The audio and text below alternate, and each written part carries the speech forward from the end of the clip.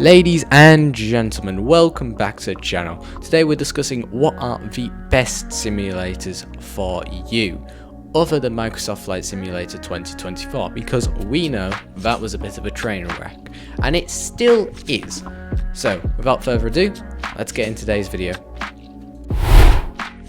Let's start off with the greatest flight simulator ever, Microsoft Flight Simulator 2020. Now I won't spend too long on this because this is a fairly normal one, which you would expect.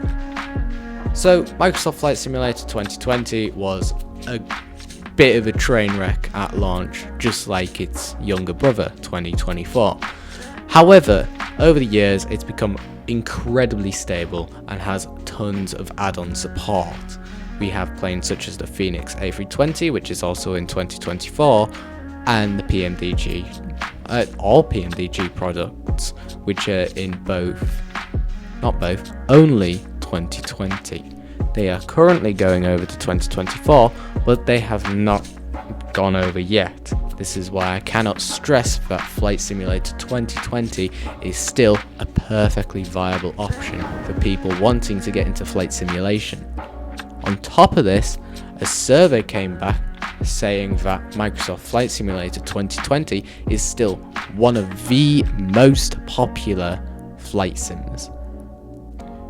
Another option you could go with is Xplane 12. Now, I've never personally played Xplane 12, but I have played its older brother, Xplane 11, and I can say that was an amazing simulator. In Xplane 12 you get improved graphics over Xplane 11 and a bunch of new planes. I would say this flight sim is more for people wanting to play in airliners, but for me that's mainly what I do. However, I'm going to stick with Flight Sim 2020 because I have that and I bought loads of planes for it. But for anyone who's wanting to purchase a new simulator and doesn't want to go with Microsoft Flight Simulator series, I would highly suggest going with Xplane. Staying on the subject of Xplane 12, I cannot stress enough how good Xplane 11 still is in 2025. It may be old and it may not look that good, but the last time I checked the price, it was incredibly cheap. And with an incredibly cheap simulator, you do not expect that much from it. Now, Xplane 11 delivers superb performance without crashing, and it's incredibly stable and runs on basically anything. And tons of add-on support. It's incredible. You have planes such as like A320s, the Zebo 787, oh my days, the Zebo 737. There's even quite a few freeware planes on xplane.org.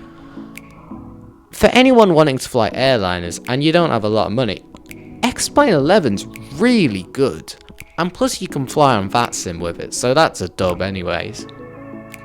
Now for people wanting to fly in fighter jets, DCS, as you'd expect, is really, really good. Now, it's a standalone thing, so you get it for free.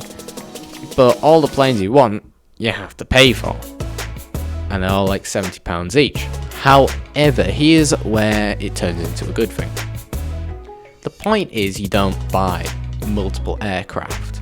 You buy one plane and you like learn the balls out of that plane to a point where you basically become a pilot, like for that aircraft. It teaches you how to fly your plane properly instead of dancing about between multiple aircraft pretending, oh my goodness, I got loads of type ratings, I'm such a good pilot. No, DCS basically forces you to stick with that plane until you actually master it, and you have to move on or else you're going to actually quit the game. Saying that, there are a couple of planes such as the F-15 or Su-27 which are cheap. Now these are lower fidelity planes and none of the buttons work, but you can still absolutely dominate in 1v1s, PvP and long range battles, BVR battles I should say. But what can I say? It's a beautiful sim, it's technically free. Why not? Just get it. Now this one is a bit of an odd one, you might have not expected this, But for people with an absolute dog shit computer, and I'm thinking of a couple of friends right now who have that problem, Aerofly FS has your back. It runs on literally anything. You can have like a Windows 95 computer, all my days, it'll run on that. I'm telling you, no joke. Now, it's not the most in-depth flight sim ever, but you literally get the world. You get planes, multiple planes, which have interactive and live cockpits. And why not? It's not exactly cheap, but for people wanting to get into flight simulation but don't want anything too serious just yet, and your computer can't even comprehend what 1 frame per second is in Microsoft Flight Simulator, then you might as well go for Aerofly FS, because it's gonna be an amazing experience. You're gonna get like 60 or 30 FPS minimum.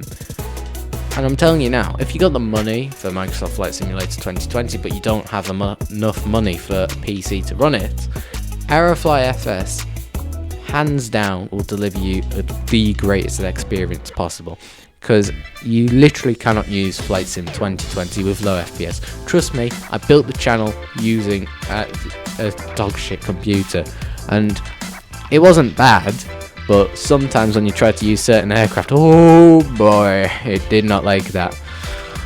Aerofly FS, go buy it if you want it.